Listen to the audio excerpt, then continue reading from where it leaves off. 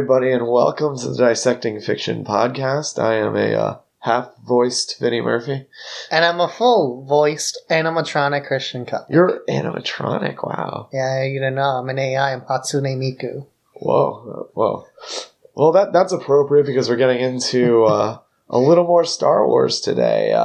So we're not going to do Rise of Skywalker yet. A lot of stuff is coming out about the production.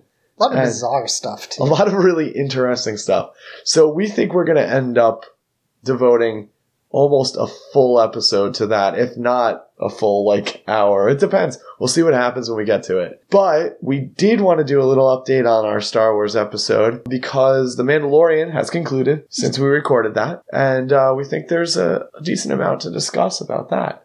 It's always difficult to say this is one of the best Star Wars products in quite a while because, it depends what your definition of a Star Wars product is, because you have stuff from, the prequels all the way to now, and then you have the video games and things like that. It's a big, expansive word. I think the way to say it is where we are with Star Wars right now. It's became one of the most intriguing premises for a couple of different reasons, and we'll get into that as we go. So on the full-length podcast, we ended at episode 4. Which was the episode I kind of turned around on, because if you don't remember, I'm not going to make you listen to the past episode, but my thoughts was that the first 3 episodes I felt kind of distant from the character, and episode 4 I grew to like the character much more of the Mandalorian.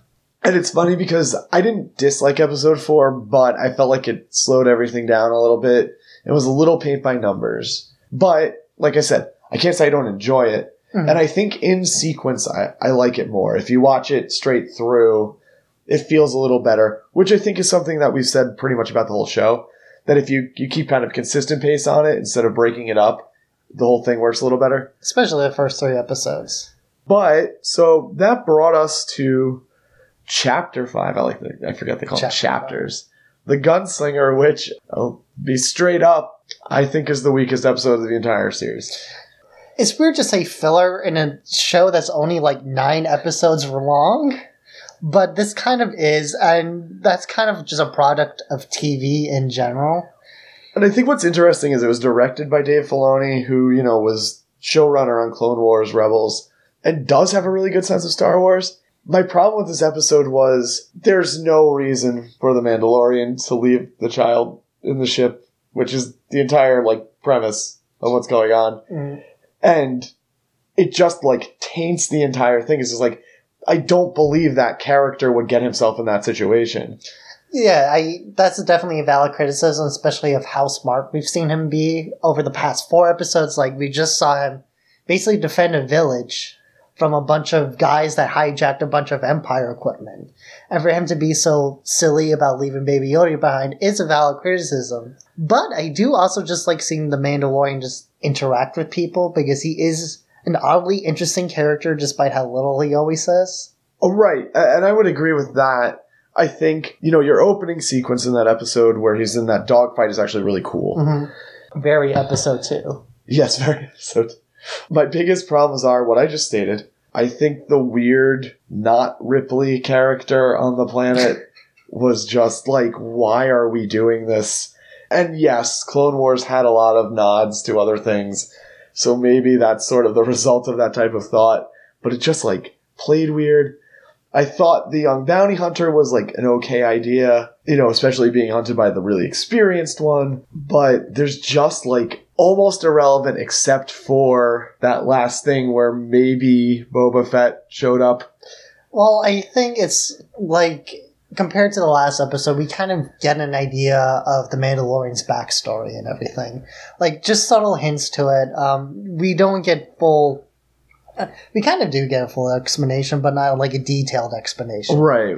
We'll wait on that. We will get it, But here we don't really get much of anything towards the Mandalorian's backstory or his thoughts. He's kind of just helping this guy to help this guy. And then it completely goes to shit anyway. Yeah. Which is where, that's where it felt just you could have cut the episode. And because there was so little, I was holding on to in it, I don't know. It was just super, super weak. And the other thing, and this is just a weird thing, why would he negotiate with the Tusken Raider?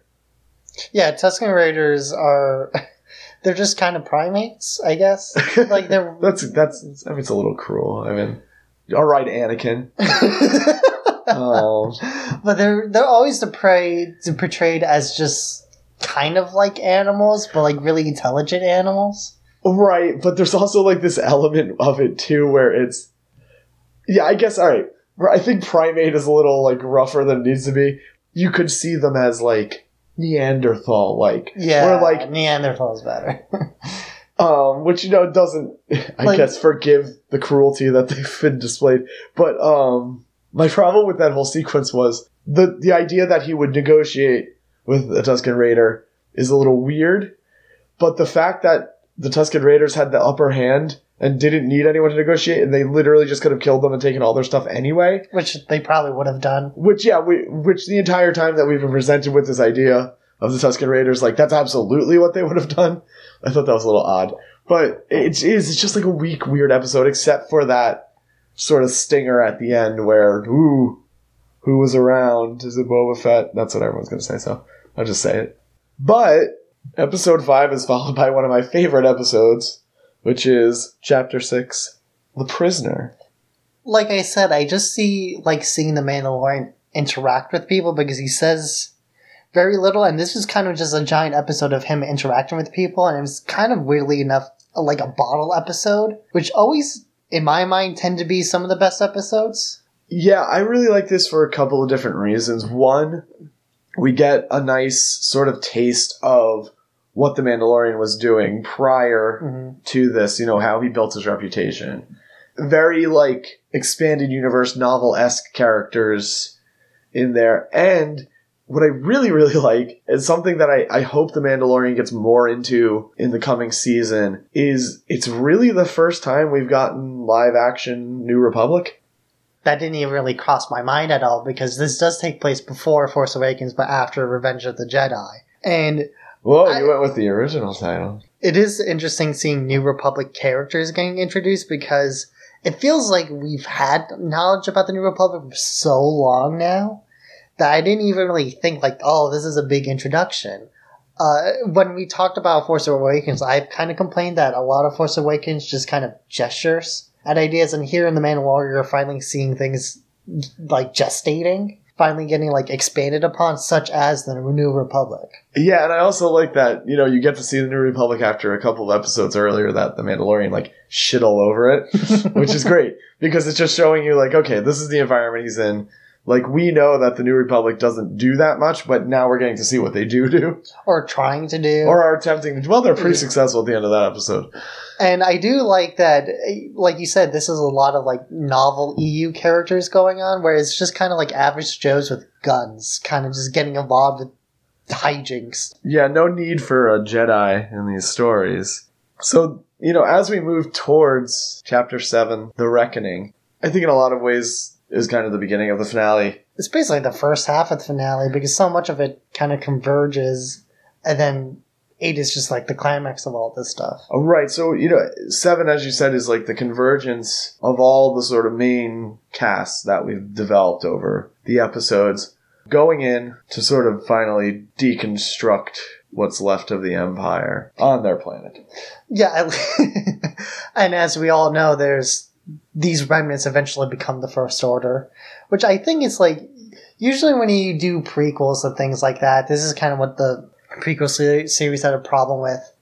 You already know where the ending is, but with A Force Awakens, the fact that they explain so little kind of helps The Mandalorian here, because you do finally get to see an explanation for a lot of the questions that have been hanging around since then. Yeah, and I mean, there have been explanations like that are all in continuity, which is something that we'll get into when we do Rise of Skywalker 2, where like a lot of it is being acknowledged finally, like within all of the media.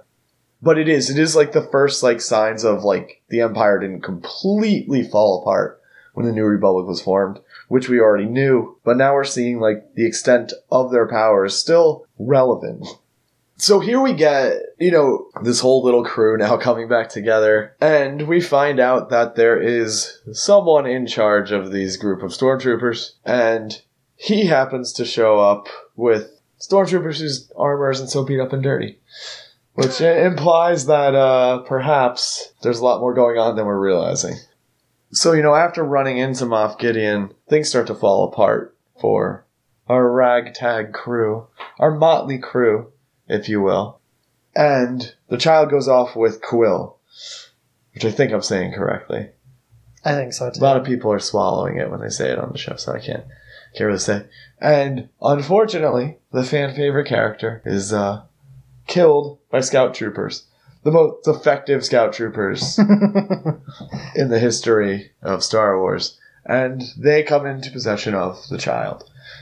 And everyone was very worried. And I'll tell you, we were especially worried in my household because we both thought that was the last episode and that was the cliffhanger they were leaving us on. That the child was gone? Yeah, that the scout trooper just grabbed him. So imagine the heartbreak there. But there is one more episode, which is called Redemption, and that's the 8th episode. Rather quickly, those scout troopers are dispatched, but I really appreciated that Taika Waititi made sure that those scout troopers were as dumb as the stormtroopers had been portrayed in the original trilogy. They are taken out by IG-11, the now, babysitter droid. Yeah, more or less. The droid that constantly gets destroyed and repaired. So this really becomes a story about escape, trying to get away from Moff Gideon. A very, movie ending to everything. The way Moff Gideon is played off. You could even draw a little bit of a comparison to Vader in A New Hope, but I think it's kind of a stretch. Yeah, it reminded me a bit of more of a James Bond ending, but that might just because I've been watching James Bond movies on Netflix. But there's a very weird sense of trying to escape with the MacGuffin, essentially. Right, which is the child. We lose IG-11 in there in a very Terminator-esque way. It's just cool. It's just a really nice wrap-up. And I think if, The Mandalorian had bombed, and it was just a small group of fans who really enjoyed it, it would have been an ending. Because The Mandalorian does get his jetpack and does get the child and goes off into the sunset. The little emblem, too. Right. Then Cara Dune and Apollo Creed are left on the planet. I mean, it doesn't complete the entire arc, but it's enough of an arc that you can kind of say, oh, he escapes and he lives happily ever after with Baby Yoda to do whatever. Now, luckily, that's not what's happening, though. No, it's going to probably continue on for 4 more seasons, much like many other successful TV shows. So we can kind of talk about things that did happen that would lead to the next, probably, plot lines that we're going to get. So we still have that mystery who picked up the thing at the end of the bad episode. The bad episode. We'll just call it the bad episode from now. This is what happens when I lose my voice. I don't feel like explaining. We have now a full explanation. This is something that I wanted to talk about. Of the Mandalorian's origin. Very, very tied to Clone Wars. Mm-hmm. We get super battle droids in there, not looking like complete buffoons like they did in the movies. Where they're just blasting and missing everything. Right. We get Death Watch, which we find out is how the Mandalorian becomes a Mandalorian. And that all ties back to the final shot of this, where Moff Gideon exits his TIE fighter and holds the Darksaber aloft. Yeah, the Darksaber looks really cool. It kind of, it's very anime-esque to me, which I like. It reminds me a lot of, weird anime swords. Yeah, it has, a very different design than any other lightsaber. And once again, we're steeped in this Clone Wars, Rebels continuity stuff. And I think that's where a lot of the Star Wars projects are going to be going now. I appreciate that they're actually integrating the Clone Wars and Rebel stuff into the main continuity. They have before, we talked about it before, but it always feels very ancillary to literally everything that was going on. Yeah, to adjust what you just said, I don't think they're adding it to the main continuity. I think they're affirming it as part of it. Yeah. That's really the job that did. Not unlike Thanos showing up at the end of Avengers. It was a moment that launched 1,000 Google searches.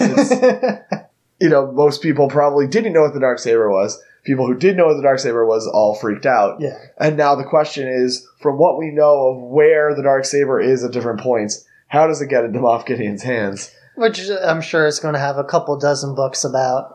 Which is all part about the vertical integration. But what I kind of enjoy about it is that it leaves you in a place where you can kind of see these characters showing up in the future, no matter what happens at the end of the first Disney trilogy, if they ever do a second Disney trilogy.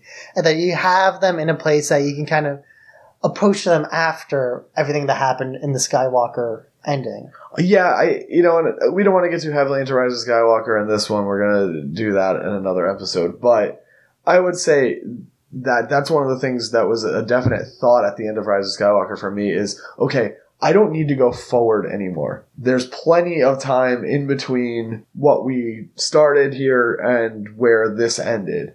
And I think The Mandalorian, one of the strengths is going to play off of a lot of that going forward. Yeah, and I think it brings a unique perspective to the Star Wars universe that a lot of fans have been craving, in that it's just like, what do the ordinary people think about all this? And for a lot of it, it's just like, we're just trying to survive, which is what I really like about all this. It's just like, guys just surviving in the universe. It doesn't matter if there's an empire or a republic. It's the same either way, especially on the Outer Rim worlds. And it's a huge opportunity to get away from the Jedi directly, to get away from the whole, dysfunctional, like, Skywalker family tree. It's just a really, really good place to be in. And like I said, I'm not going to get super into Rise of Skywalker on this one, but I think Rise of Skywalker's ending, for those who have seen it, works as an ending. I know that people who didn't like it, it's one of the points they criticize the most. We'll get into that. I think it works, and I think it's an ending, and I think it's a place where, look, you're always going to speculate at what's going to happen next, but we have so much time in between to play with.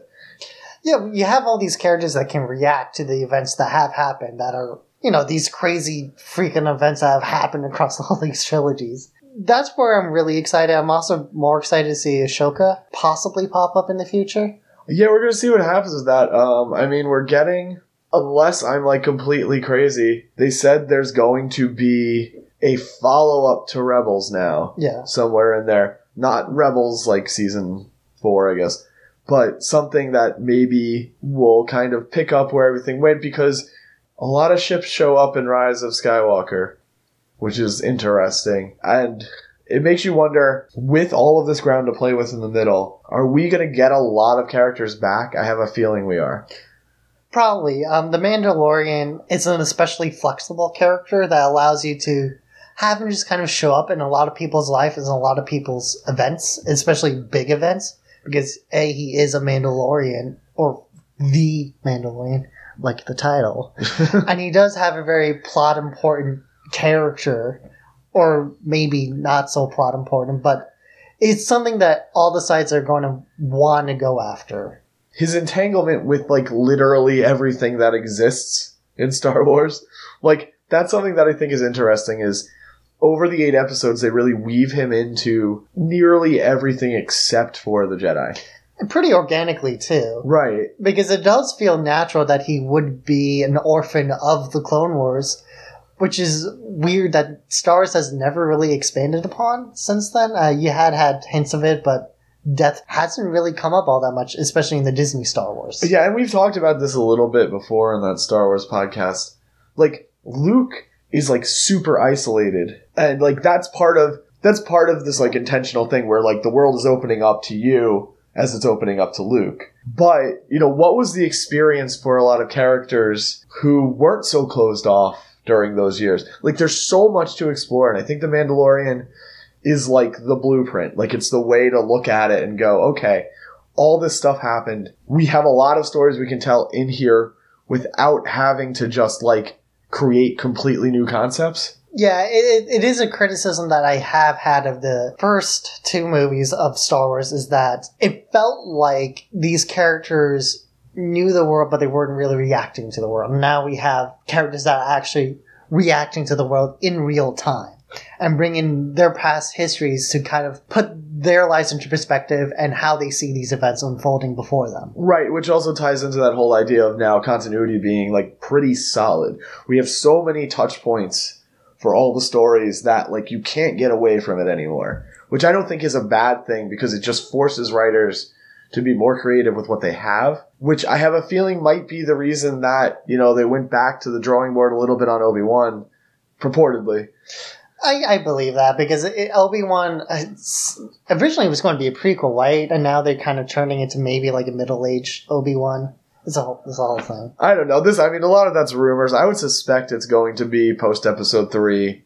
That's what it seems like right now, yeah. But that's, exactly what we're talking about is this opportunity to play like, okay, what is society like right after the Clone Wars? Yeah, or right after the New Republic. And The Mandalorian allows you to explore that.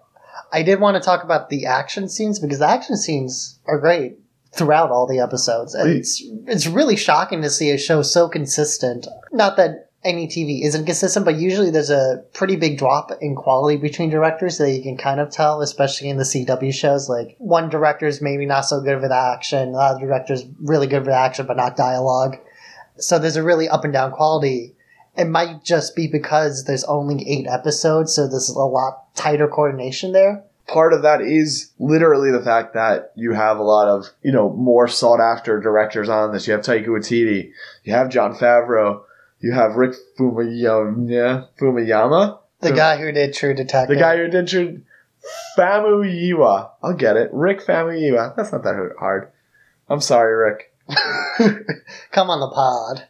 I can talk about, like, all of these different Star Wars races, but I forget how to say your name when I have to say it. Rick, you're a wonderful director. I just want you to know that. He is. And his cinematography is beautiful. It is. I also do like I said, I wanted to talk about action because it's very varied throughout the series, and there's a lot of creative action scenes, which is usually in action scenes, especially in Star Wars, they all kind of blend together after a certain point. In Last Jedi, they made a point of not using lightsabers, and that was kind of the only unique aspect of it. But here, there's a lot of variety in what the weapons people use, what they're actually fighting against. I think even, like, the tones of the fight vary a lot. Like, you have that really comedic part where the Mandalorian's climbing up the sandcrawler, and, like, the Jawas are sticking their heads out. Throwing and, like, stuff. it's great. And he's throwing them off the Sandwalker. Yeah, no, The Mandalorian's just a good show. I don't know if it's worth Disney Plus subscription, but it is just a good, solid show that is worth watching. Yeah, I would agree with that. And I think, to your point with the Disney Plus subscription, it really also backed up a lot of what they had been saying, that you were going to get pretty much theatrical quality effects and storytelling with these shows. It certainly made me substantially more excited for the Marvel projects that are coming to Disney Plus, because I assume they're going to be treated with the same respect. If all the Disney products, especially further down the line with Star Wars and Marvel, if they're all in the same vein of this, it would be a good thing to go back to miniseries after, like, having to be stretched so thin across, like, several movies, several TV shows. Going back to, like, solid 8 episodes arc, I think will benefit everybody. Directors, actors, writers, even the audience, because it's so much more consumable thematically and emotionally and all these other illies. Yeah, I think after Black Widow comes out, we're going to have a discussion about maybe where Marvel Cinematic Universe is going. Because, we just talked about that, how, like, refreshing it's going to be able to have stories that get to run a little longer and a little more consistent. But they're certainly not slowing down on the movies while these shows are coming out either. So it's going to be an interesting couple of years. I think we're going to get almost as much material as we did for the first 3 phases for, one phase. I really hope not. Not because they're not bad movies, but it's just like, it's so much to wait through. Remember how long that other podcast was? Holy shit. We can't do that again. Well, I guess we won't have to, because we'll just do it we'll do it live. Yeah, we'll do it broken up. As it comes up. Yeah. But yeah, no, Phase 5 is like 8 movies already. Yeah, well, and then directors are changing. I honestly think Marvel should go to the Star Wars format. It's probably the one good idea the Disney stores have had so far. Not to say the TV shows were bad or anything, but I think this format is what Star Wars really needs to structure itself with. Yeah, I would agree with that. I think we can end on that note. I think we even got a little more of this than we thought we were going to. If you want to follow us on social media, we're all over the place. Just type in Dissecting Fiction. We're also on most major podcast providers. And we'd love if you, follow us and rate us highly and comment and subscribe and do all that fun stuff. Yeah, let us know what you thought about The Mandalorian. Maybe tell us some of your predictions. Who would you like to see up in future Mando episodes when they do come out? What your thoughts on maybe what other franchises should adopt with the Mandalorian structure? Yeah, because all we know right now is that there's that pissed off Gamorrean guard that they showed the picture of. We should start theorizing about that. No, I'm not going to do that. He's the long-lost son of Palpatine. Oh, no. All right, well, I'm Vinny Murphy. I'm Christian Cutler. And thanks for joining us on Dissecting Fiction.